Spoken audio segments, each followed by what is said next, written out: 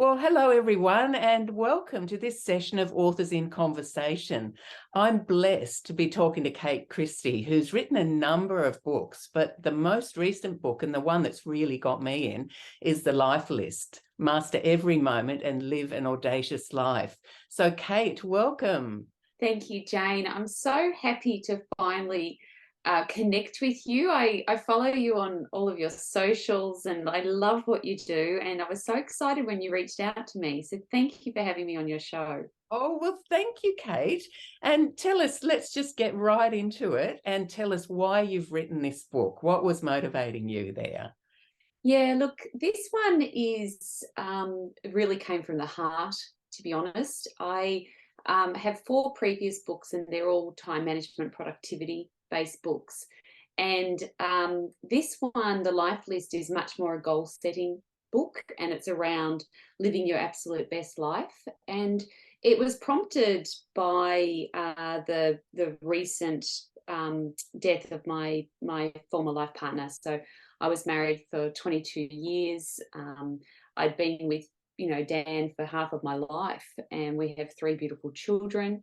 And we had separated a couple of years ago. And then just as COVID hit, like literally COVID hit in the March of 2020, and Dan was diagnosed with pancreatic cancer in April 2020. And within 11 months, he passed away. And it was awful and continues to be awful. Watching your children watch their dad die, nursing them through that, trying to deal with my own grief because, he was my life partner. And just, I guess the reality of that process, probably about 6 months after he passed away, I wrote a column for CEO World magazine. And at this stage, I don't think I'd even kind of called it a life list. I just sort of said, look, I'm going to be doing things differently. Life's too short, and it's trite. We all say it, but I genuinely understand that expression now. Life's too short, and I'm going to live my life very, very differently. And so I wrote a list of things that I was going to do differently. And some of them were deep and meaningful, like, I want to travel and I want to do this and that. And I want to, love my kids every day. And some of it was just, crazy crap, like I'm going to eat lots of lollies and I'm going to swear my ass off because I love swearing. And I'm going to stop vacuuming and I'm not going to sweat getting takeaway if I can't be bothered cooking.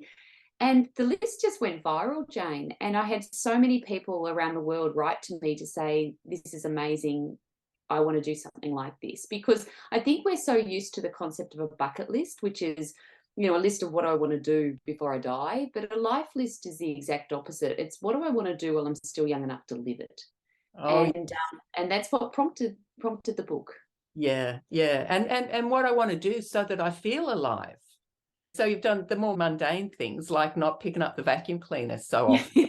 I'm with you there, I tell you, I'm with you. But, some incredible things too. Would you share a couple of those with us? Yeah. So I started off by, I've got, the book has, talks you through sort of three different types of goals. Go big goals. So the big, crazy, hairy, audacious stuff that we should just not put off to later because later might be too late. Then there's the go small goals, which is kind of the life affirming one or two, ticket items that I want to tick off every month that aren't going to be overly onerous or require a great deal of money or time, but will keep me joyful. And then there's the go now goals, which are just the spontaneous, jump and, here's an opportunity, I'm going to seize it. So some of the things I do, my very first go big goal was to swim every single day for 365 days, rain, hail or shine, at the beach with my sisters, no wetsuit. So that was my very first goal. And we're about 18 months into that. And pretty much I go almost every single day unless I'm traveling. Then I've walked the Larapinta Trail. I've I had one of the big ones I did, Jane, which was probably the biggest challenge for me, which is why I made myself do it, was I had a yes month. I called it the Yes Quest month, where I had to say yes to every opportunity that came my way, because I'm a real homebody and I'm an introvert, and I am very, very happy curling up on a couch with a book and a block, a block of chocolate. And so I thought, no, I've got to really push myself. So I had this yes quest, and that was hilarious and confronting, because that month I did some crazy ass stuff that I never would otherwise do. Like, I went to sound healing, I went to a clairvoyant, I went to a water park with my kids and went on every single crazy ass ride. I went speed dating with a girlfriend. I went to a dance club, like all this stuff that I would never do.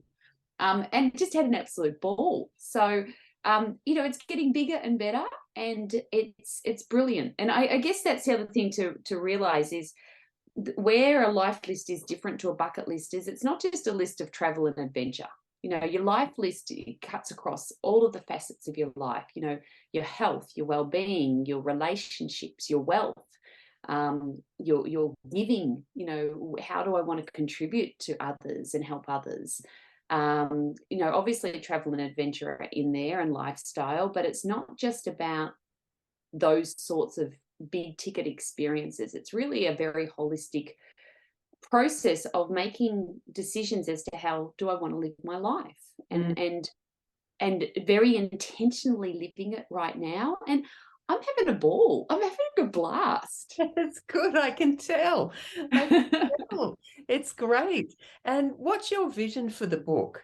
And when I say that, and this doesn't have to be a big vision either, is there a person in mind that, do you see people that you think, oh, I think that book is for people like that, without stereotyping anybody, but, yeah. I think I really like that question. It's interesting because when I wrote the book, the vision or the perfect reader was kind of me, in as much as sort of a woman, approaching or in her midlife kind of years, who has spent decades nurturing everyone else. Oh, yes. Including her career. And she's had enough. It's our turn. It's my turn. So I envisaged it as being that type of woman, and probably because that's my age, that's what I'm going through. My kids are kind of empty nesting. I've got more time on my hands. But what has been interesting is the more conversations I'm having about it is a lot of younger women are saying to me, look, I'm not, I'm in my 30s or I'm in my early 40s, so I'm not quite at that stage yet, but I want to start planning for it now, and I want to start having a life list now. So really it's going to be for anyone, but I do think that sweet spot is for women who want to actually kind of take control and design their perfect lives. We've given so much, and we've compromised incessantly, and it's really our turn to sort of say, hey, there's a few things I want to do. And that doesn't mean you have to do all 800 of them this week. It's a life list. It's not a week list or a month list, but start articulating what those things are and start working towards them. And I think it's interesting with the book, I've done a lot of research around, midlife, for want of a better term, women. And we're the most active, educated, healthy, driven, wealthy women of our genre ever in the history of mankind. We are leading the way. We make 95% of household purchasing decisions. We're affluent, we have time, and we really need to step into that space and own it. This whole concept of midlife women being invisible is crap. I think that we have to turn that on its head. Step into the light, sister, and make this happen for yourself. That's right. And it is just about taking some power back, isn't it? Taking, your own identity is what you choose to make it. And it's 100%. doing, but isn't it so interesting? I'm resonating with where your book has come from, because often those moments where we, do something beyond what we might have otherwise done comes from a place of loss. And yours was the loss of your ex-partner. In my own case, it was the loss of a job. I was a public servant my whole working life up to the age of 52, lost my job. And then I wrote a book called Thrive in Midlife, because and that was a massively cathartic experience, because I had, I wasn't in the public service my whole working life for no reason. I was hanging on to a security blanket called a fortnightly wage and a job for life, apparently, for dear life.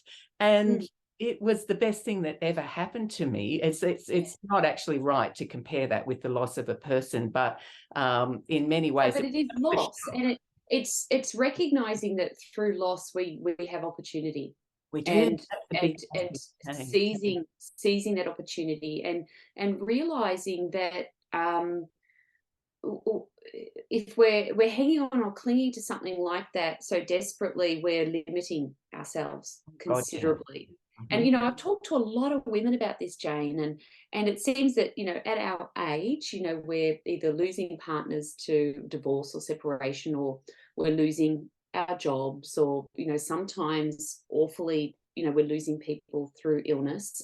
And what I'm finding through these conversations is, once we kind of have that period of very challenging time where we work through the grief, and we work through the anger and the resentment and the sadness and all of the complications that come with us with that, once we kind of work through that, there's this realization that we now have opportunities that we didn't otherwise have, but for that awful loss. And I think that there's the opportunity then to turn that loss into a gift. And it's, what am I going to do with this gift? I don't want to sit here and stew in that loss forever. Recognizing that, of course, there's going to be that awful pain with loss, and having to work through that and deal with it. But also at the same time, at some point, there will come a point where you think, hang on, I've got opportunity now. How can I turn this into something better and bigger for me? So I love that you did that you turned that loss into an opportunity. And the thing about it too is that it really brings your focus in. And I love one part of what you've written about is that 90 seconds and focusing in on, okay, what can I do? I think that when I started this process of working out how I wanted to change my life, how I wanted to live my life, how I wanted to design my life, often what we sort of start thinking about, it just becomes overwhelming. It's too big. The mountain's too high. The river's too wide. It's just too big, and it's a lot easier for us to stay in our comfort zone. And so what I did is I seized onto this word moment, the word moment. I've always really loved the word, just give me a moment. And I thought, I'm a time management expert, and I thought, what does the word actually mean? What's the definition? So when I looked it up, I was absolutely thrilled to find out that it's got 3 different meanings. The first meaning is it's actually a unit of time. It's 90 seconds. So just like a minute is 60 seconds, a moment is 90 seconds. So when you say to someone, give me a moment, you're asking them for 90 seconds. The second thing, or the second meaning of the word, it's a definition of energy. So the momentum magnitude scale measures the power of an earthquake at the moment of the earthquake. So again, the word moment, it's a word of energy.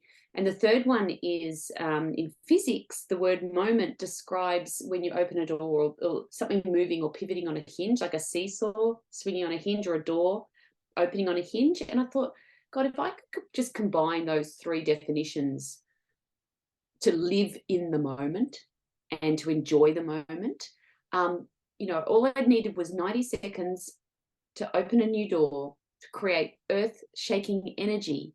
What could I do with my life? And it turns out you can do a hell of a lot in 90 seconds.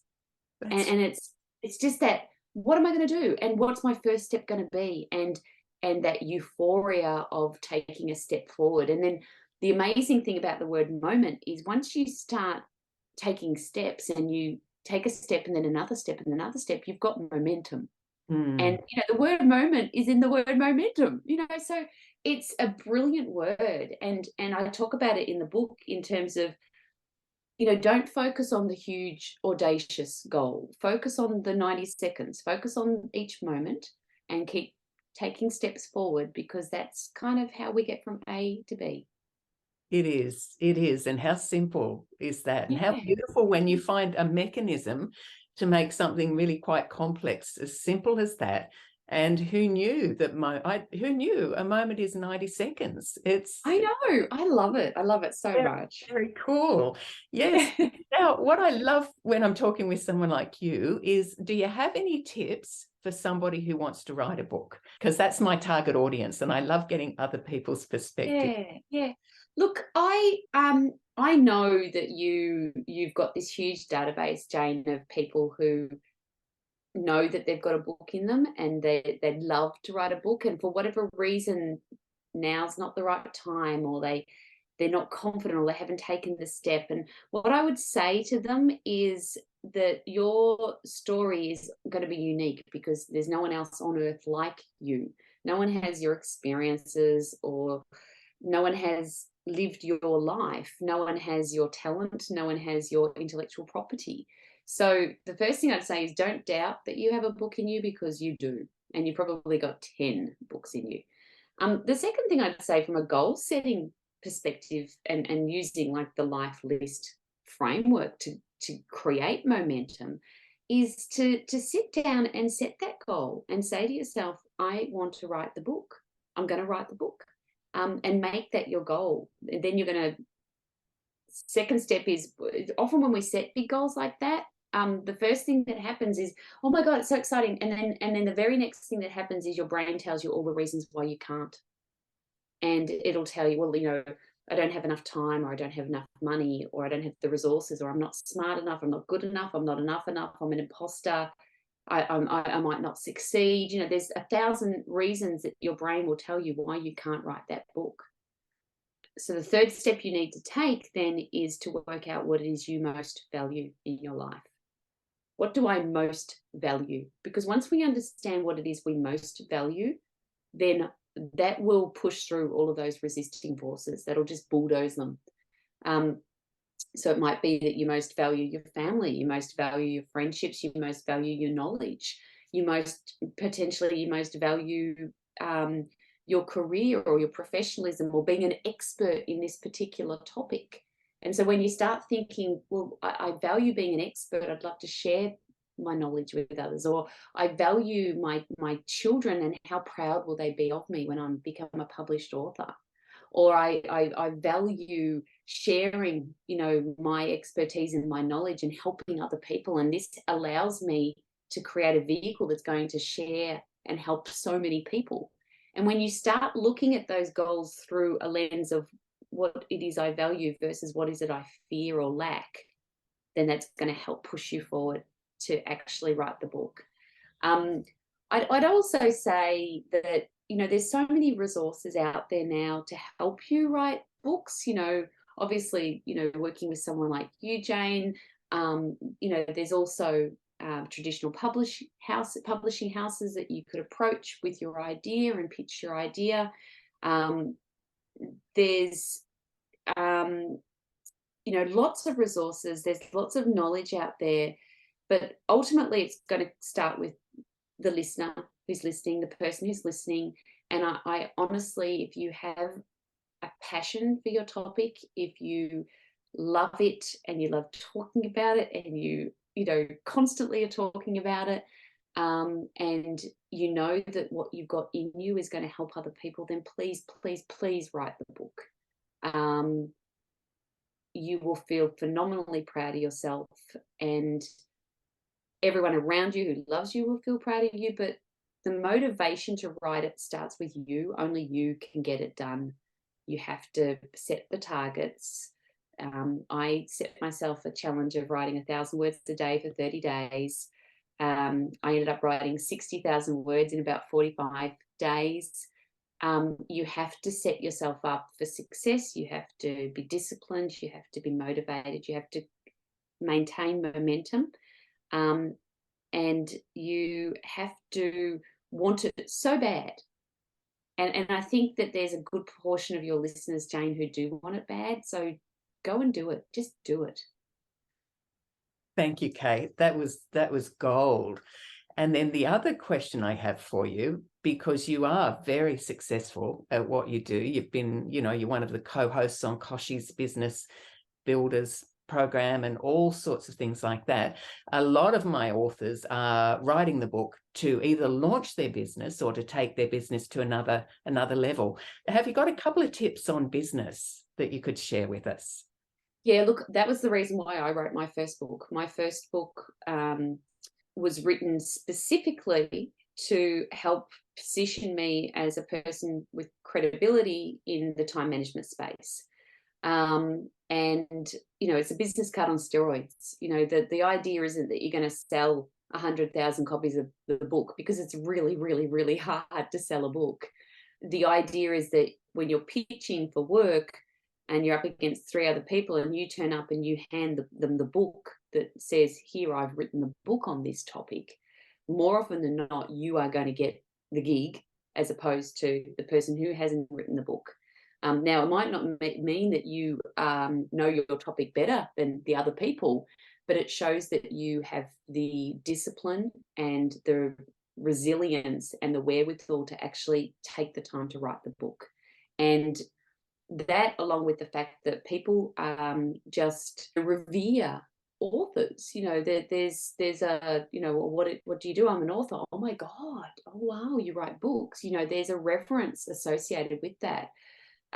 So I would very much encourage people to write the book to push their business along. It definitely helped with mine.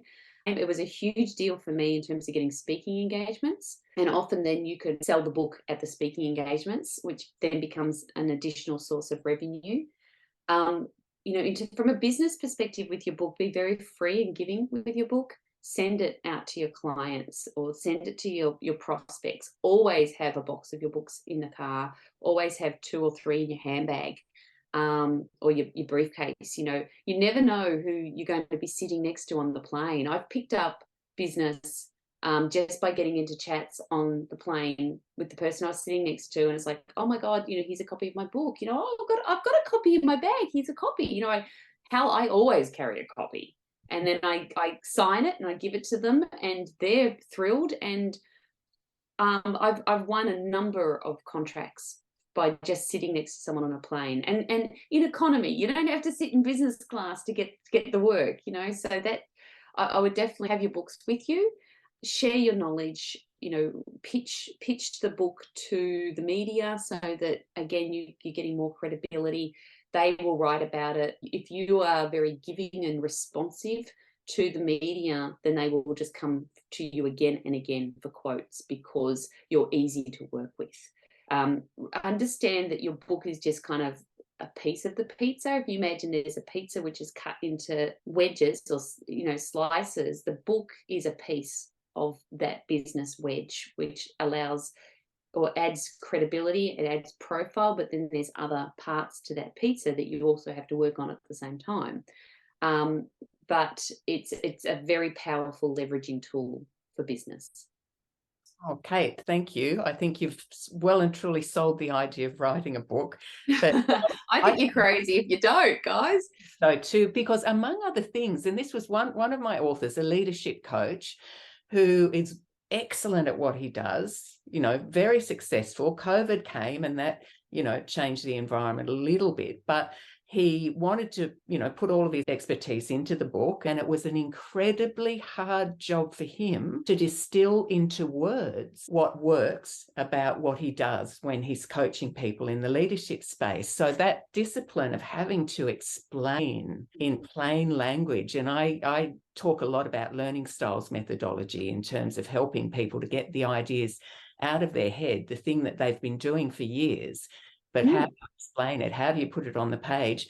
And anyway, the end of the story is to just reiterate what you were saying, is that he got the book finished and he started sending the book to the CEOs of various, multinational companies as an intro, and then following up with an email about, hope you got the book. Hope you enjoyed it. I'd love to have a chat with you if you feel like I might be an interesting keynote speaker for your tribe, or if you need any help in the leadership space.